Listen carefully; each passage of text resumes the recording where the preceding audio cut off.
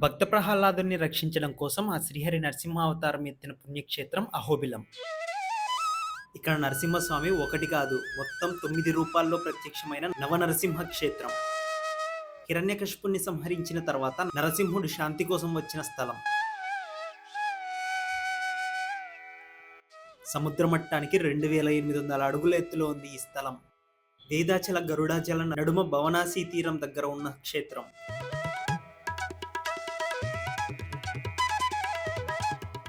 నరసింహస్వామి మొట్టమొదట భూమి మీద కాలు పెట్టిన స్థలమే ఉగ్రస్తంభం.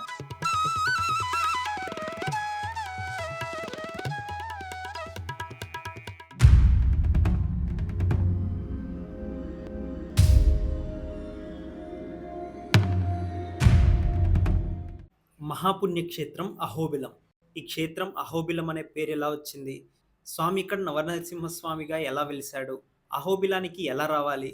ఆలయ చరిత్ర, ఇక్కడికి రావడానికి ట్రాన్స్పోర్ట్ డీటెయిల్స్, ఖర్చు ఎంత అవుతుందో ఈ వీడియోలో క్లియర్గా చెప్తాను. స్కిప్ చేయకుండా వీడియోని ఎండ్ వరకు చూడండి.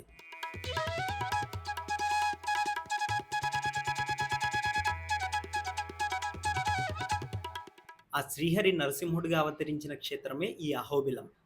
9 రూపాల్లో నవనరసింహుడిగా భక్తుల చేత పూజలు అందుకుంటున్నాడు. మహాబల పరాక్రమాలతో స్వామి బిలంలో అంటే గుహలో దర్శనమిచ్చినందుకు ఈ క్షేత్రానికి అహోబిలం, అహోబలం అని పేరు వచ్చింది. తమిళులు ఈ క్షేత్రాన్ని సింగవేల్ కుండ్రం అని అంటారు. హిరణ్యకశిపుణ్ణి సంహరించాక రౌద్ర రూపంలో స్వామి వేదాచల గరుడాచల నడుమ భవనాసి తీరం పక్కన ఒక గుహలో దేవతలకు కనిపించాడు. అప్పుడు దేవతలందరూ స్వామిని చూసి ఉగ్రం వేరం మహావిష్ణుం జ్వలంతం సర్వతోముఖం నృసింహం భేషణం భద్రం అని కీర్తించారు. అందుకే ఈ క్షేత్రానికి అహోబలం, అహోబిలం అని పేరు వచ్చింది. పూర్వం ఉగ్ర నరసింహస్వామిని ప్రసన్నం చేసుకోవడానికి గరుత్మంతుడు నల్లమల కొండల్లో శ్రీశైలానికి 96 మైళ్ళ దూరంలో అతి కఠోర తపస్సు చేశాడు. అతని తపస్సుకు మెచ్చిన స్వామి అక్కడికి ఈశాన్యంలో 25 మైళ్ళ దూరంలో భవనాసి నది తీరంలో ఒక కొండ గుహల్లో దర్శనమిస్తానని అక్కడికి రమ్మని ఆదేశించాడు. ఆ కొండ గుహల్లో జ్వాల నరసింహమూర్తిని గరుత్మంతుడు దర్శించి అహోబిలం, అహోబలం అన్నాడు. అంటే ఆ స్వామిని దర్శిస్తే మహాబలాన్ని పొందుతామని దానికి అర్థం. అహోబిలంలో 2 చోట్ల 2 రూపాల్లో స్వామిని దర్శించుకోవచ్చు. ఫస్ట్‌ది శ్రీ మహాలక్ష్మి సమేతుడైన నరసింహస్వామి కొలువై ఉన్న దిగువ అహోబిలం. ఈ స్వామిని ప్రహ్లాద వరద నరసింహస్వామి అంటారు. పురాణాల ప్రకారం కలియుగ దైవమైన శ్రీ వెంకటేశ్వర స్వామి వారు పద్మాదేవిని వివాహం చేసుకున్నాక మొదటిగా అహోబిలానికి చేరుకుని ఈ దిగువ అహోబిలంలో లక్ష్మీ నరసింహస్వామిని ప్రతిష్ఠించి పూజించారు. అందుకు నిదర్శనంగా అహోబిలంలో 14 నరసింహస్వామి ఆలయాల్లో నైరుతి దిశలో శ్రీ కళ్యాణ వెంకటేశ్వర స్వామి వారు వెలిసిన ఆలయాలు ఉంటాయి. శ్రీ లక్ష్మీ నరసింహస్వామి ఆలయానికి సంబంధించిన ఒక కథ ప్రచురంలో ఉంది. కాకతీయ సామ్రాజ్యాన్ని పరిపాలించిన రాణి రుద్రమదేవి మనవడైన ప్రతాపరుద్రుడు మహారాజుకు సంబంధించినది. ఇతడు శివభక్తుడైన వైష్ణవాన్ని కూడా సమానంగా చూసేవాడు. ఈయన మొట్టమొదటి దర్శనం చేసుకుంది కొండపైన గుహలో ఉన్న ఉగ్ర నరసింహస్వామిని. అప్పటికి దిగువ అహోబిలంలో లక్ష్మీ నరసింహస్వామి దట్టమైన అడవిలోనే ఉండేవాడు. ఎగువ అహోబిలం నరసింహస్వామిని దర్శించుకోవడానికి ప్రజలు చాలా కష్టపడుతున్నారని ఉగ్ర నరసింహస్వామిని కొండ దిగువన ఎక్కడైనా ప్రతిష్ఠించాలని అనుకున్నాడు. పురోహితులు, పండితులు ఎంత వద్దని చెప్పినా వినకుండా తన ప్రయత్నాన్ని వదలలేదు. అలా ప్రయత్నించిన ప్రతిసారి తన సైన్యానికి ఆపదలు వస్తున్నాయి. అలానే తనకు కూడా నష్టం కలిగేది. ఒకరోజు స్వామి కలలో కనిపించి, నన్ను ఇక్కడి నుంచి కదల్చడం ఎవరి వల్ల సాధ్యం కాదు. అయినా నీ సంకల్పం మంచిది కాబట్టి నీ కోరిక తీరుస్తాను. పూర్వం శ్రీనివాసుడు పద్మాదేవిని ప్రతిష్ఠించి అలంకరించిన నా విగ్రహం ఈ కొండ దిగువన పెద్ద మట్టి దిబ్బలో ఉంది. అక్కడి నుంచి నన్ను వెలికి తీసి నన్ను అలంకరించి పూజలు చేయించమని చెప్పాడు. వెంటనే ఆ మహారాజు పరివారంతో కలిసి స్వామివారు చెప్పిన అడవిలో ఒక ఎత్తైన మట్టి దిబ్బ తవ్వగా స్వామివారి విగ్రహం దర్శనమిచ్చింది. ఆ విగ్రహమే నేడు దిగువాహోబిలంలో ఉన్న శ్రీ లక్ష్మీ నరసింహ స్వామివారి విగ్రహం. స్వామివారు వెలిసిన చోటే మహారాజు ఆలయాన్ని నిర్మించారు. శ్రీరంగంలో ఉండే శ్రీ వైష్ణవ స్వాములను పిలిపించి శాశ్వతంగా పూజా కార్యక్రమాలు జరిగేలా చేశాడు. రెండవది నరసింహస్వామి చెంచులక్ష్మీదేవి కొలువై ఉన్న ఉగ్ర నరసింహ క్షేత్రం. ఈ క్షేత్రాన్ని ఎగువ అహోబిలం అంటారు. ఎగువ అహోబిలంలో ఉన్న ఉగ్ర నరసింహస్వామిని చేరుకోవడానికి దిగువ అహోబిలం నుంచి 11 కిలోమీటర్లు ఉంటుంది.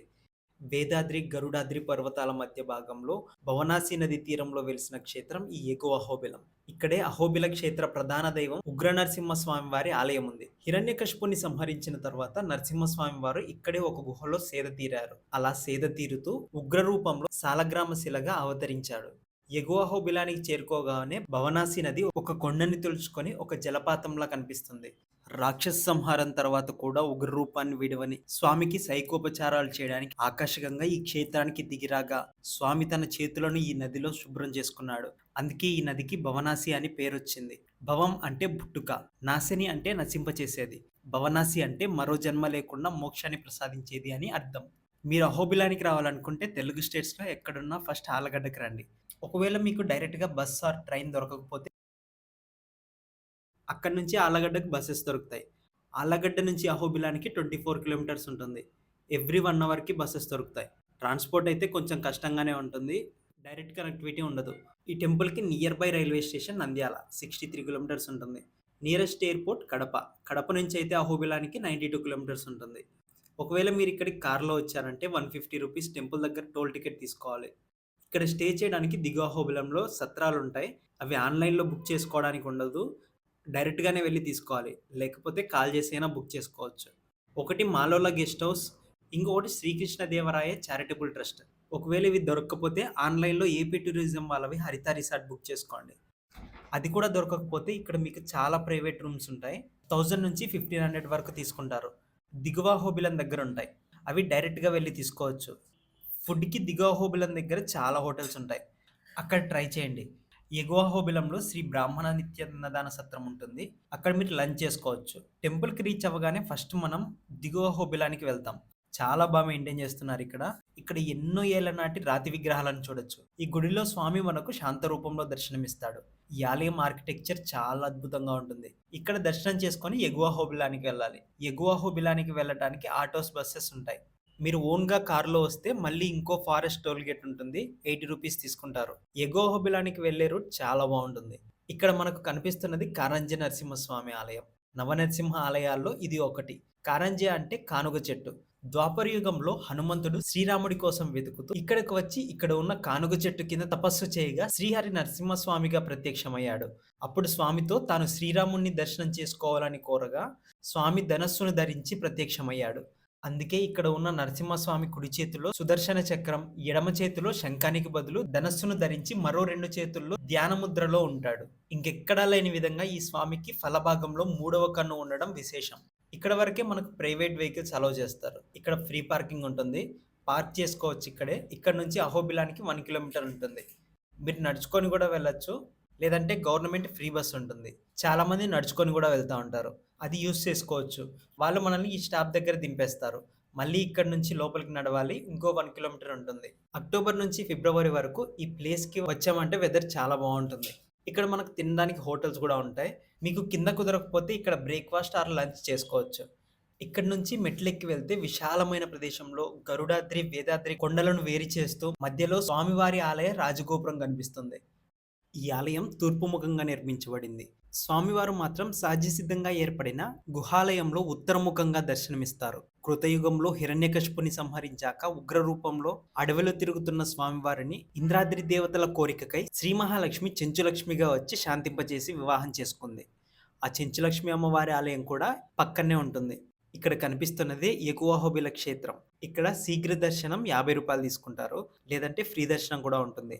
నేనైతే ఫ్రీ దర్శనానికి వెళ్తున్నాను. ఇక్కడ గైడ్స్ కూడా ఉంటారు. ₹1000 వరకు చార్జ్ చేస్తారు. లోపల ప్రతి టెంపుల్‌కి తీసుకెళ్ళి మనకి ఈచ్ అండ్ ఎవ్రీథింగ్ క్లియర్‌గా ఎక్స్‌ప్లెయిన్ చేస్తారు. రాక్షస సంహారం చేశాక స్వామి ఇక్కడే మొట్టమొదటిగా ఉగ్ర రూపంలో దర్శనమిచ్చారు. ఇక్కడి నుంచి మనం నడక మార్గంలో మిగతా ఆలయాలను దర్శించుకోవాలి. మీలో ఎవరైనా నడచలేని వారుంటే ఇక్కడే డోలి కూడా ఉంటుంది. ₹4000 వరకు తీసుకుంటారు. నెక్స్ట్ ఇక్కడి నుంచి పావన నరసింహస్వామి ఆలయం వస్తుంది. ఇక్కడ నుంచి 7 కిలోమీటర్స్ నడక మార్గం ఉంటుంది. లేదంటే వెహికల్స్‌లో కూడా వెళ్ళొచ్చు. కాకపోతే 24 కిలోమీటర్స్ ఉంటుంది వెహికల్‌లో వెళ్తే. మన ఓన్ వెహికల్ అలో చేయరు. జీప్స్‌లోనే వెళ్ళాలి. ఎగువ అహోబిలం దగ్గర నుంచి ఉంటాయి. షేరింగ్‌లో వెళ్తే ఒక్కొక్కరికి ₹500లో అయిపోతుంది. ఆల్రెడీ వెళ్తున్న వాళ్ళతో షేర్ చేసుకున్నారంటే తక్కువ అవుతుంది. టోటల్‌గా జీప్‌కైతే ₹3000 నుంచి ₹4000 వరకు చార్జ్ చేస్తారు. ఈ ఆలయం పావన నది ఒడ్డున ఉంది.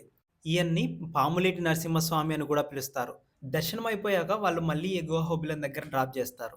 క్లియర్‌గా చెప్పాలంటే డే 1లో ఒకటేసారి మీరు దిగువ అహోబిలం దగ్గర ఆటో మాట్లాడుకోండి. వాళ్ళే మిమ్మల్ని ఎగువ అహోబిలానికి తీసుకెళ్తారు. దారిలో కారంజి నరసింహస్వామిని దర్శించుకోవచ్చు. అక్కడి నుంచి ఛత్రవట నరసింహస్వామి ఆలయానికి తీసుకెళ్తారు. వట అంటే మర్రి, ఛత్ర అంటే గొడుగు.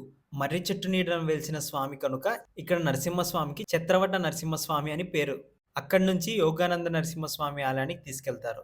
ఇక్కడే నరసింహస్వామి వారు ప్రహ్లాదునికి యోగ విద్యను ప్రసాదించారు. అక్కడి నుంచి భార్గవ నరసింహస్వామి ఆలయానికి తీసుకెళ్తారు. ఇక్కడ ఉన్న నీటి కుండలోనే భార్గవరాముడు నిత్య స్నానం చేసి స్వామిని పూజించేవాడు. అందుకే ఈ స్వామిని భార్గవ నరసింహస్వామి అని పిలుస్తారు. ఈ ఆలయానికే అక్షరతీర్థం అని కూడా పేరు. అంతా అయిపోయాక తిరిగి దిగువహోబిలానికి డ్రాప్ చేస్తారు. మీ సత్రానికి వెళ్ళిపోవచ్చు.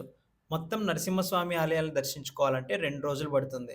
లేదంటే మీరు ఒకే రోజులో ముందు చెప్పినట్లు ఆటో మాట్లాడుకొని వీలైనన్ని ప్లేసెస్ కవర్ చేసెళ్ళొచ్చు. ఫ్రీక్వెంట్‌గా వచ్చే వాళ్ళైతే దిగువ అహోబిలం, ఇంకా ఎగువ అహోబిలం చూసుకొని వెళ్ళిపోతారు. డే 2లో చూడాల్సిన ఆలయాలన్నీ నడిచి వెళ్ళాలి. వెహికల్ ఆప్షన్ ఉండదు. మీరు ఎర్లీ మార్నింగ్ 6కి స్టార్ట్ అయిపోండి. కొంచెం నిదానంగా వెళ్ళొచ్చు. మీ ఓన్ వాటర్ బాటిల్ తీసుకెళ్ళండి. ఇంకా ఏమైనా స్నాక్స్ కూడా తీసుకెళ్ళండి. ఏమి దొరకవు మొత్తం అడవిలో. అక్కడక్కడ కోతులు కూడా ఉంటాయి. జాగ్రత్తగా ఉండాలి మీ లగేజ్ తీసుకొని. మనం చాలా నడవాల్సి ఉంటుంది. గైడ్‌ని మాట్లాడుకుంటే ఈ టెంపుల్స్ అన్నీ చూపిస్తారు. లేదనుకుంటే చాలా మంది వెళ్తుంటారు. వాళ్ళతో పాటు కలిసి వెళ్ళొచ్చు. మళ్ళీ మీరు ఎగువ అహోబిలానికి వచ్చేయండి. శ్రీ క్రోధ నరసింహస్వామి ఆలయానికి వెళ్తాం. ఇక్కడ నరసింహస్వామి వరాహ రూపంలో దర్శనమిస్తారు.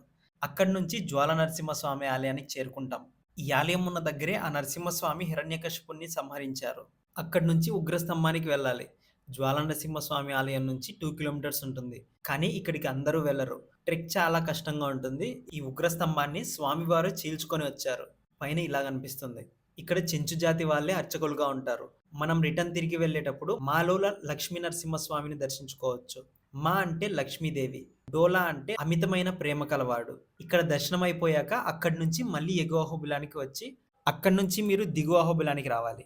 మీరు కావాలంటే రెస్ట్ తీసుకోండి. లేదంటే ఆళ్ళగడ్డకు వచ్చేయండి. ఆళ్ళగడ్డ నుంచి కర్నూలుకి లేదా నంద్యాలకి డైరెక్ట్‌గా బసెస్ దొరుకుతాయి. అక్కడి నుంచి మీ ప్లేసెస్‌కి వెళ్ళిపోవచ్చు. మీకు నియరెస్ట్ ఎయిర్‌పోర్ట్ కడప. టోటల్‌గా ఇక్కడికి వచ్చి వెళ్ళడానికి 3000 నుంచి 4000 రూపీస్ వరకు అవుతుంది. వీడియో నచ్చితే లైక్ చేసి సబ్స్క్రైబ్ చేసుకోండి. ప్రీవియస్‌గా మన ఛానల్‌లో బేలూరు చెన్నకేశ్వర స్వామి టెంపుల్, హొయసలేశ్వర స్వామి టెంపుల్, ఇంకా కుక్కే సుబ్రహ్మణ్య స్వామి టెంపుల్ గురించి కూడా పోస్ట్ చేశాను.